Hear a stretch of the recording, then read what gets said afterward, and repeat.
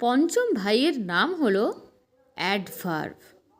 তার কাজ হলো তৃতীয় অর্থাৎ অ্যাডজেক্টিভ ও চতুর্থ অর্থাৎ ভার্বের নজরদারি করা, তাদের অবস্থা পর্যবেক্ষণ করা, তাদের কোথায় তারা কখন যাচ্ছে সেই সব দেখা, কোথায় যাচ্ছে সেই সব দেখা।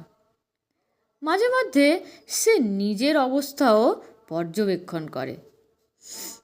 ষষ্ঠ ভাইয়ের নাম হলো প্রিপোজিশন।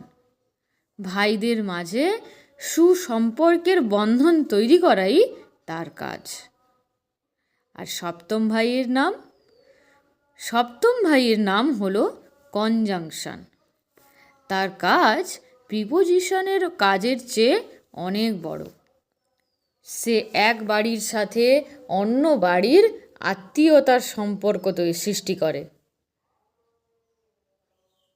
তারা সবাই মিলে সেই একই বাড়িতেই আড্ডা দেয়।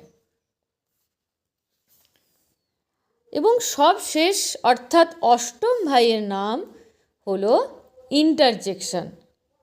যেমন সুন্দর নাম, তার কাজটাও খুব দারুণ। সে আনন্দে, দুঃখে, সুখে সব সময় সবার পাশে থাকে। সবার আবেগ প্রকাশ করাই তার একমাত্র কাজ। তো গল্পটি কেমন লাগলো তোমরা অবশ্যই আমাকে কমেন্টে জানাবে।